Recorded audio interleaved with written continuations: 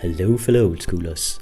We're following another round of my deck's travels throughout the tournament, and this is Skynet, my robot deck, coming up against a very interesting brew here. So I'm glad I got this on camera. It is the Sinbad archetype.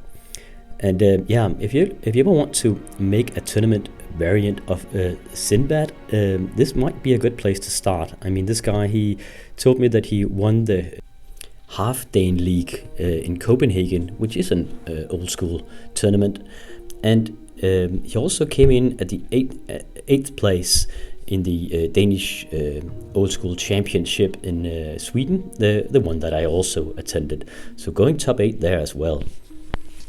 And in this tournament, I think he's lost a single match up until this point. So yeah, it is a solid brew. This one, really a nice track record up until this point.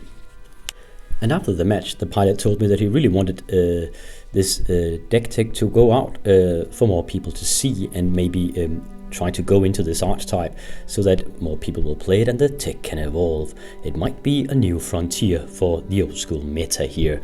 Who would have thought that? Sinbad Bruce coming in the top 8s of cutthroat tournaments. So let's go over this deck real quick here. Now, at its core, this deck seems to me to be an aggro control deck, using a bunch of 1/1 flyers like Script Sprites and Flying Men, and we also have the 1/1 Sinbad, and we can boost that with Pendelhaven. So several versions of Pendelhaven here, and then the control element of this deck is 4 counter spells and a mana drain, and then you'll just try to aggro the other guy down and sonic blast him in the end if you need to, backed up by blue power. Now, usually aggro decks will have difficulties running out of steam, but the Sinbad archetype revolves around having a heck of a lot of draw power here. And you do that with the combination of Sylvan Library and Sinbad. When you use the Sylvan Library, you can look at the top 3 cards, and then you can rearrange them in any way you want, and you can also draw additional cards by paying 4 points of life. So usually you'll end up, after having used the Sylvan Library a couple of times, you'll end up with a bunch of cards that you don't really want, digging further down just to try to get something usable. But with the Sinbad, you can put your lands at the top after you've drawn, and then you can tap the Sinbad and say, I'm drawing a land. And then you can look at the card, and obviously you have put the card in any order you want, so you can just draw that land. And we also see that this version has a lot of special lands.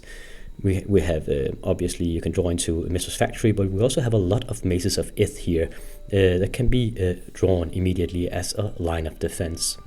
He splashed black into it, and he has put in the Demonic Tutor and Mind Twist. He didn't have that at the Half-Dane League. So it's testing that tweak out here. We also see some foreign black border cards, but these are a Regrowth, I think, and a Brain Geyser, an Ancestral Recall, and there's an Ice Storm as well as additional land removal. He mentioned that he didn't use a Chaos Orb. He had the Ice Storm instead against the Library of Alexandria and stuff like that. And we also have a regular Recall here along with the Time Walk. And as for sideboard options, it's the top row there. He'll likely take in the Energy Fluxen against me. He can use that without any problems in this deck because he has so few artifacts himself, and also Crumbles, Sushis against the Abyss, and likely Control Magics just to kind of steal my mid-range creatures. So those are all brilliant additions after sideboard here. I'm a bit surprised that we don't see any Concordant Crossroads in the sideboard. That'd be great against the Abyss, and will also provide some additional tempo for all his little 1/1 critters here. But he knows his deck best. I think perhaps in this robot, the deck meta we have lately, Energy Flux and main deck might be pretty damn brutal as well, but I suppose there would be kind of dead draws against other tier 1 archetypes like Lion Dep Burn and Lion Dep. But it's still, it could be something to tweak and think about. Getting in those Energy Flux and main deck are brutal when you're blue-green like this. So that is my opponent here. We'll just go over Skynet for a brief spell here. We've seen it before, but just to remind ourselves what I'm playing with this time around. Now, Skynet is my robot brew, and it's coming in hot here after I used it at the last tournament I attended, which was a Danish old school championship. So I'm a bit inexperienced with it. It is only my second try in a tournament with this particular archetype. And as previously mentioned, my opponent got in at the 8th place at the last tournament, the DOS, so we might as well have met each other back then, but I guess we have another chance here. But the Skynet, yeah, it's a robot deck, 4 Sushis, 4 Triskelions, really putting a lot of robots on the board here, copying them with copy artifacts and reanimating them with animate deads. We have Disenchants, and I also have more Swords with Plowshares than I had in Malmö. Those might come in handy in this particular matchup, because I might get overrun otherwise. Sometimes after sideboard, I transform Skynet into an Robogeddon deck, I suppose you could call it, putting in Armageddons, and I really like Icy Manipulators as well. They're in the main deck here, but they're even more brutal after an Armageddon, because you can just tap the opponent's artifact mana down, or that single land that he might drop. So really pulling ahead in the mana department with that. And it can also be used against Maces of Ith, and be used against, just to gain control in the creature battles. So Icy Manipulators, main deck here. For black, yeah, along with the Enemy Dead, we have the Abyss and Demonic 2-turn Mind Twist, fully powered, along with the Felva Stone and a Sol Ring. Yeah, that's about it. A lot of disenchants here that won't be worth much, but I suppose they can remove the Sylvan Library. So, and they have to be there against the Energy Flux and after sideboard, I suppose. So I have to keep them in. After sideboard, we'll likely take in additional the Abyss here, because they'll be nice against all his little creatures. And also obviously the City in a Bottle, because he does have quite a lot of Arabian Nights cards in his deck. I only own a single City in a Bottle in my collection. Sometimes I wish I had two, but I think it's fair, only playing with one here. So yeah, this is the matchup. The Sinbad archetype, a debut on this channel, coming up against Skynet in this tournament match of the TRON Wars.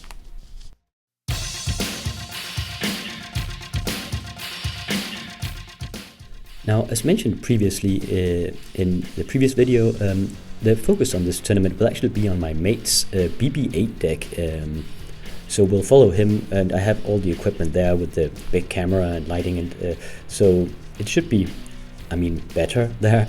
These other matches with me, I only had my camera phone as recording equipment. And as I'm shifting places all the time, the glare might be an issue here.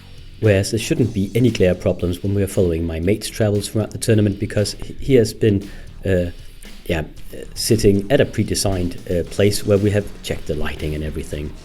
So without further ado, I'll try to mitigate any glare problems here with the graphics, and let's get into it. In the first round, I'm mulliganing down to 6 cards, and we see his hand here. It's 2 Sinbads and a Sylvan Library and a Pendelhaven and a Script Sprite. I also have a Recall and an Island. So yeah, it doesn't need a lot of mana, actually a great hand here. He'll get his combination going straight off the bat here, and there's a lot of little aggro creatures he can put out, and even boost them with that Pendelhaven. And 1 green and 1 blue mana. Seems like pretty damn good opening hand here. So I'm on the right, mulliganing down to 6 cards here. Let's see if I'll keep this one.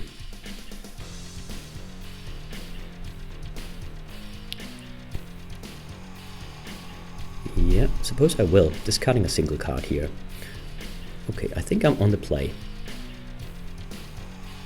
Underrun C, go. Slow and steady here, and we have a Pendelhaven straight into the Script Sprite. Turn 1, putting pressure immediately, and obviously I don't know what I'm against here, so in the beginning I'm just thinking I'm likely against some critters here. Ooh, nice start here. Felva Stone exploding into a Sol Ring and a Time Walk. Taking my second turn. Oh, we have someone won a prize, so we just have a bit of a clapping session. I don't know what happened. Okay, emptying my hand here. Sushi coming out all in on this move. Early critter here. I was putting in the Sylvan Library, attacking with the flying Script Sprite, because he won't block with it anyway. So Sushi comes in as well. 4 points of damage. There's a Trisk. I'm shooting the Script Sprite immediately before I can pop it with that Pendelhaven, because he was tapped out, so might as well get rid of it. I don't see any red, so he likely can't Lightning Bolt my little critter.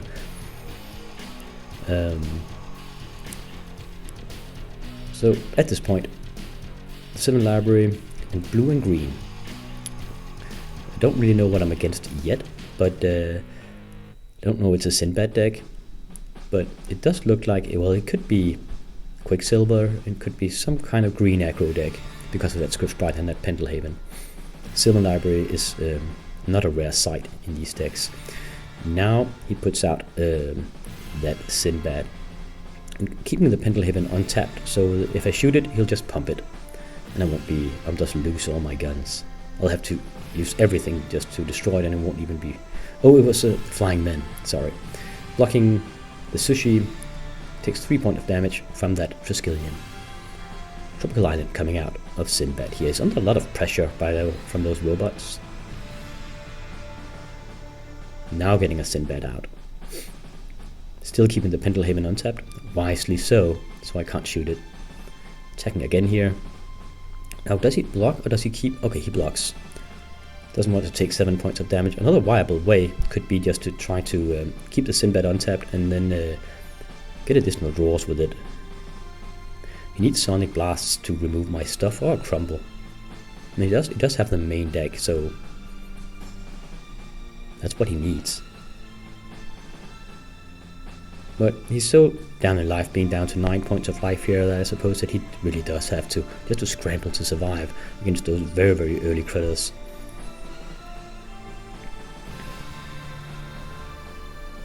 At least he has a Sylvan Library to dig for an answer here. Doesn't play anything. I'm almost without a hand, but it's a fish. Oh, there's a Crumble though. Mana Draining it. Yeah, I think that might be it. They're coming in for 7 points of damage. It'll put him down to 2, and I'll shoot him with the Triskelion. Skynet takes the first one here. Brutal opening round. Using all my chips into one move here, getting out a bunch of fast mana, emptying my hand into a turn 2 Sushi, because, well, turn 3, but I've time walked into that turn.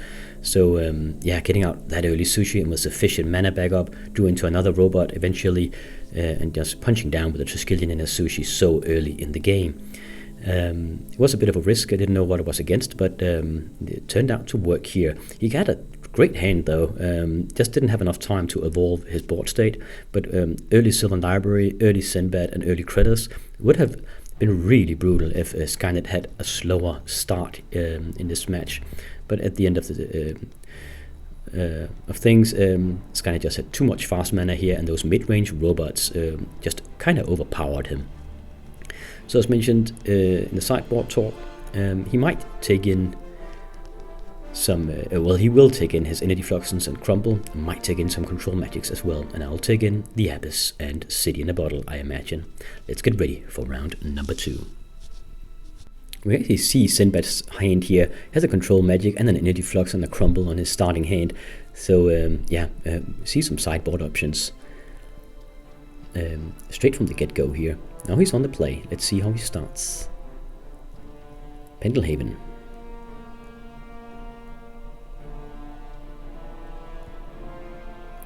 Factory into a Sol Ring. Lucky start from... Oh, but a Crumble on the Sol Ring. Well played. He needs to stop me in my tracks here. And a Sylvan Library coming out turn 2 here. Now Demonic Tutor out of Skynet.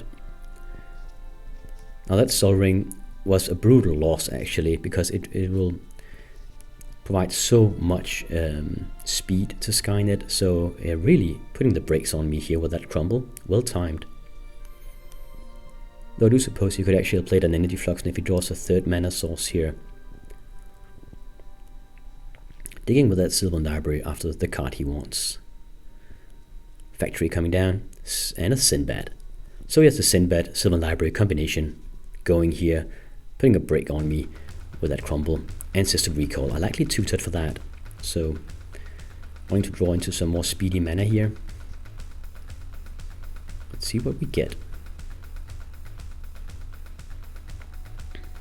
Mux, 3 Mux and no lands though.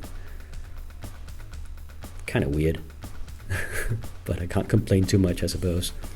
Let's see if we can get a Sushi out or something.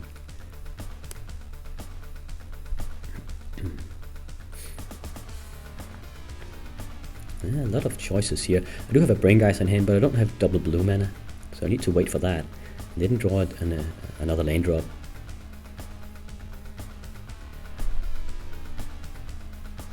Now disenchanting the Sylvan Library. I want to stop that combination. Oh, and making a land drop here with strip mining the Pendlehaven. I can go 1 for 1, just destroying cards here because I'm ahead with that Ancestor Recall. Another Sinbad coming out, but no Sylvan Library to combo into. And he can't really attack because I have a blocking factory so far. So yeah, kind of dismantled his combination here. A bit of a stare down, but time is on Skynet's side, and you just need enough mana to get robots out. Oh, there's the Abyss actually. Now he'll start to lose those Sinbads. He's drawing with the other one, getting a land. Yeah, that's what I mean. He knew that he would get that because he had used the Sylvan Library just to put it on top. Ooh, Energy Fluxon coming down. That is actually a brutal punch on my Moxen here. Yeah, a lot of card advantage for him. Really mana starving me. Using my 2 Moxes just to play for my white Mox because I'm actually starved out of white mana here. I need something to play Disenchant with just to remove the Energy Fluxon. Okay, now I'm Brain Geysering.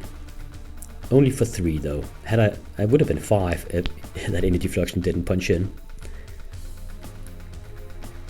Black Lotus coming down. Yeah, likely spend it immediately. Yeah, I'm obviously Brain Geysering just to draw an answer. Yeah, now disenchanting the Energy Flux. I don't want to lose my final Mox here and future robots. Now he's drawing with his Sinbad before his draw step and before it dies to the Abyss, getting a City of Brass.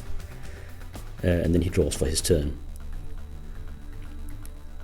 So, decent card advantage out of him. Now attacking with the factory, putting down another Sylvan Library. At least the Abyss will keep the Sinbad off my back here.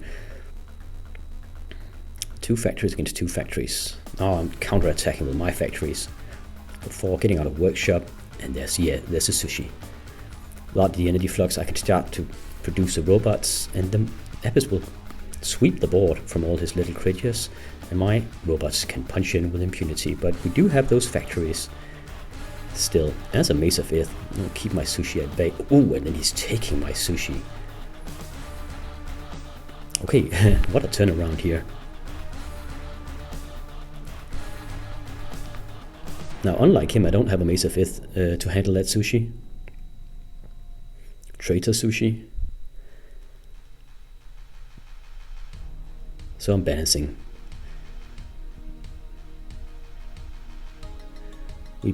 I have 5 lanes, so I need to get rid of a lane.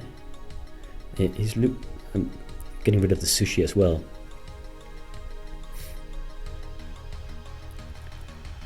Yep.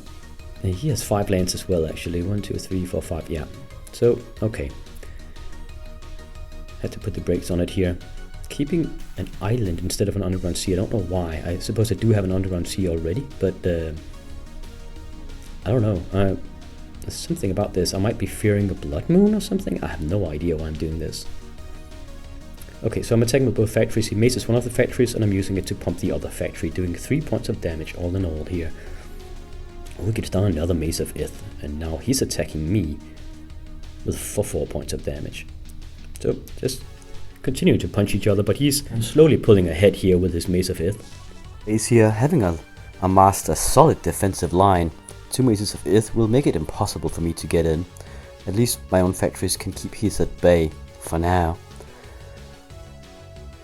But as far as I remember, there's actually a trick, and he's about to catch me a bit off guard here. I think. Maybe I'm spoiling it a bit. Okay, so he attacks here with his factories. Oh, he's considering to do so.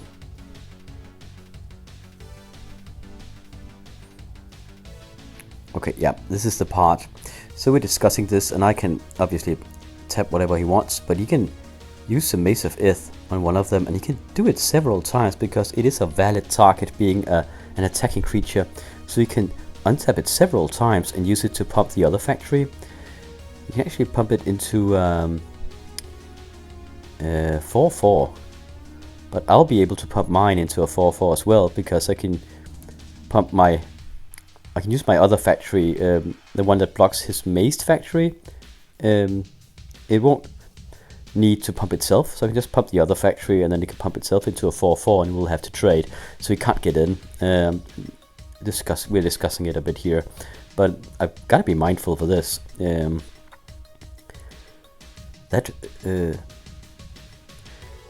That combination with Mace of Ith and factories, I mean, I had faced it before, but I had kind of forgot about that mechanic.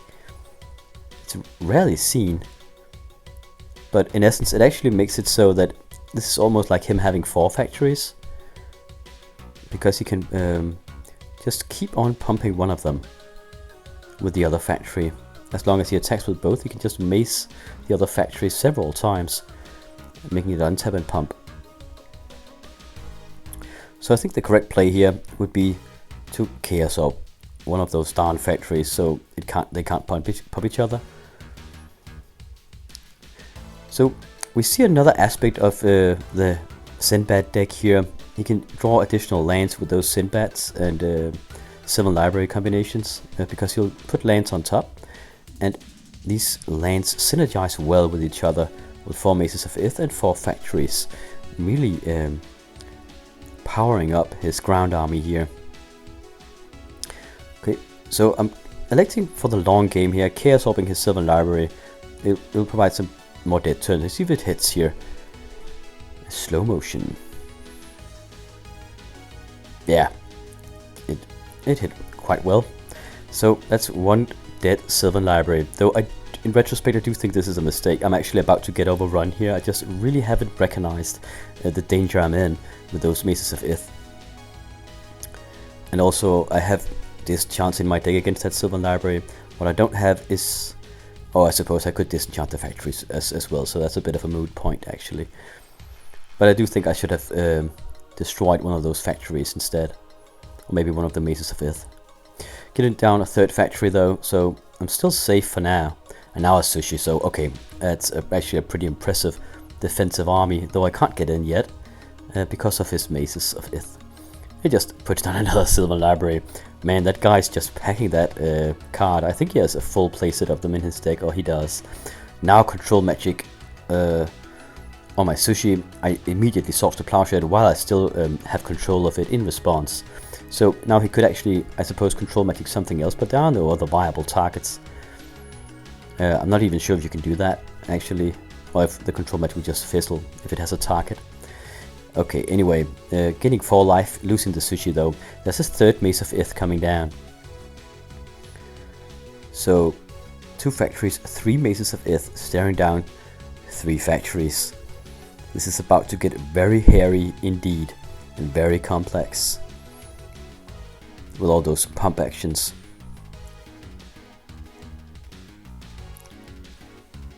Right, so we have another Sinbad here. Oh, and a Flying Man. Putting it all out there. Mostly because I guess he wants to draw with that Sinbad. And the Flying Man will take the hit from the Abyss. Yeah, here he goes. So now he can get into some draws, because there's a lot of dead draws in his hand because he can't play any creatures. I don't know if he's kept his Tranquility in, but this is a... Oh yeah, he's drawing into the Mace of Ith because he put that on top. Now 4 Maces of Ith and 2 factories here. Oh man. Just passing the turn, and the Sinbad to go screaming into the void here from the Abyss. But this is what I mean. I think a Concordant Crossroads would be nice here, a Revelation, or some form of Enchant World. Anyway, look at this. Coming over with 2 factories here against 3 factories, but he's backed up by 4 Maces of Ith. So if I block 1, I can pump myself into a 3, 3, 4, 4, 5, 5. And I can also double block one of them, I suppose. I think I should block one of them and double block the other. And then he will pump for 1, 2, 3, 4. He'll become a 5, 5. And I can become a 5, 5 as well, it seems. Maybe.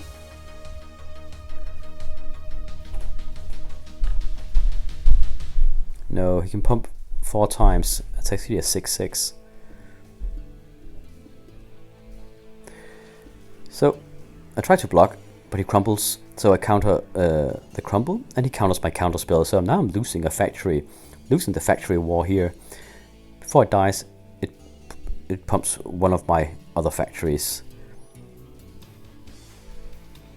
Yeah, this is actually a pretty complex sequence, this one.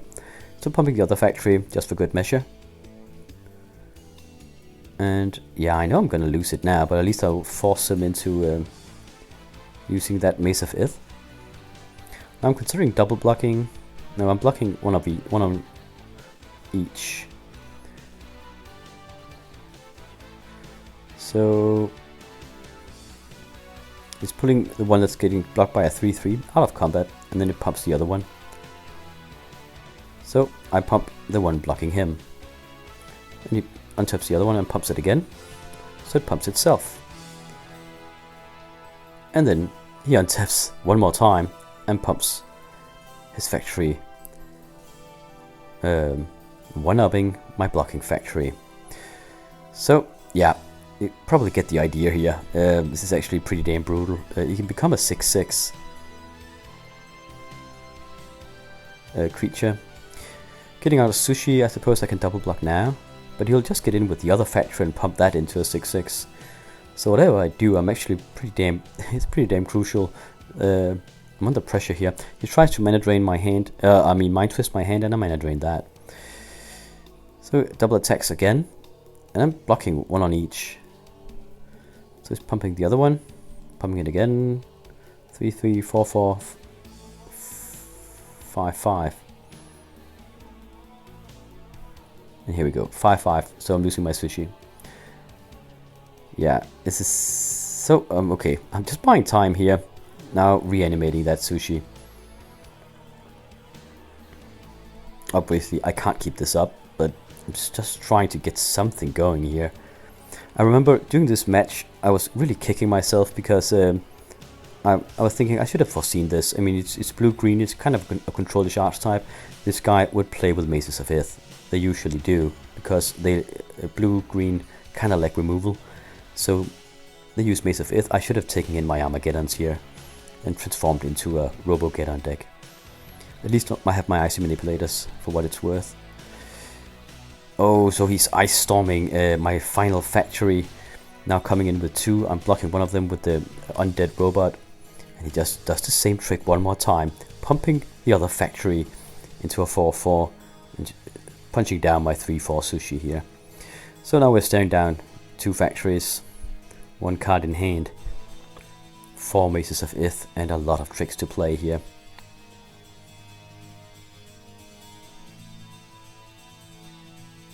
So he plays a Brain Geyser for 4 cards, getting out of Mox.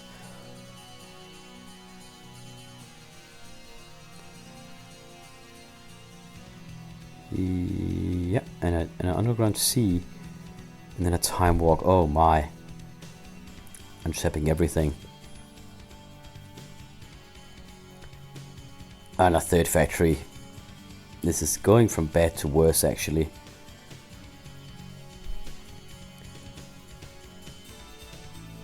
This is 3rd factory coming down. So it gets in with 1. Yeah, so he just pumps and pumps 1, 2, 3, 4, 5, 6, 7 points of damage here. It's like getting hit by a nickel bolas, like getting hit with a truck here. And I can't draw anything. Look at this go! Look at this! Look at him go here. Pretty damn cool. 3 factories gets in. One of them just gets maced into oblivion. Oh, for a 4th factory as well. This is insane. It's like a 9/9 factory worker getting in, and I'm forfeiting the game here. Sinbad takes a 2nd match here. There's some crucial power plays with all those factories and Maces of Ith. And those Maces of Ith and factories got drawn increasingly by using the Sinbad's combination with Silver Library. So we're gearing up for the 3rd and final match of this showdown, and I'm taking in my Armageddons here as fast as I can manage. And as I said, kind of kicking myself for not doing it earlier. I should have known I would be facing a lot of Maces of Ith with an archetype like this, I think. But yeah, it's not every day that you play against these sorts of brews. So I suppose I gotta go easy on myself here. So getting in the Armageddons, getting in as many Arsons as we can get. Now I don't really know what he would do differently. We saw Control Magics, we saw Energy Fluxen, we saw Crumbles. I think that's fine. I'm not sure that he'll even know that I have the Armageddon play. It's not a usual line of play for robots. Some do. I mean, some make this transformation into Robogeddon, but it's usually not the case. I do like it though, because it's a nice answer against Maces of Ith. I mean, with Composition A, I have Sinkholes. I don't have that with this brew, so we just gotta use the mass destruction abilities of Armageddon instead. So round number 3, Skynet on the play. Let's see how this best of 3 will go down. Underground Sea out of Skynet gets immediately strip mined though. So I draw into a Soaring and a Factory here. Underground Sea out of the Sinbad deck.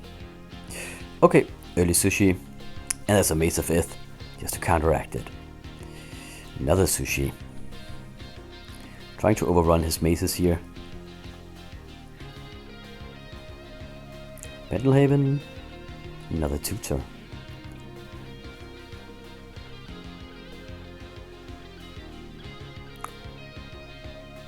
Oh, he wasn't sure that he wanted to pass the turn, so yeah, I drew into that Mox Sapphire. So I apologize here, I think I was a bit too eager. Should have waited.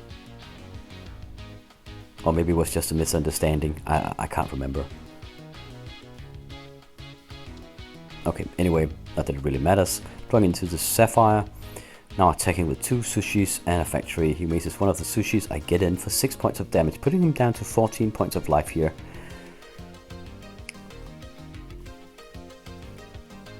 And there's another darn Mace of Ith. And a Silver Library. So keeping me at bay here, I can still get in with a single Factory. Yeah, there's a bit of a dilemma here. I have a Demonic Tutor. Now, if I had a white mana source, I'd definitely go for an Armageddon here. But I don't have a white mana source, and it would make no sense to tutor for a white mana source.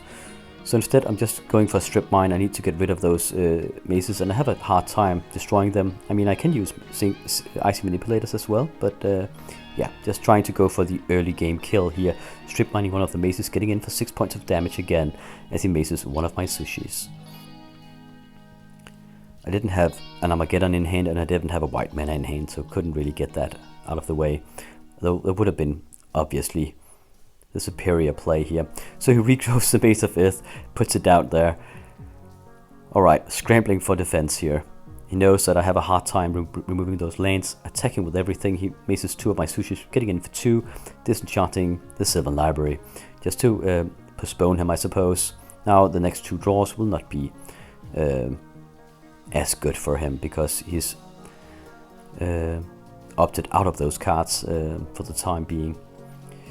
Now copying one of the Sushis, really trying to get in here, counters one of them. I mana drain the counter spell. We're playing really fast here. I think we're about to run out of time because the match has been so long, the previous round with all those maces. Gets out of Sinbad here. Really trying, oh, that's also why I tutor for that Strip Mine. We're actually under time pressure here. Need to kill him before that. Oh, got in here. Oh, I get it now. I could either Source to Plowshare his Sinbad and then get in for 6 points of damage. He'd be at 5 after I Source to Plowshare it.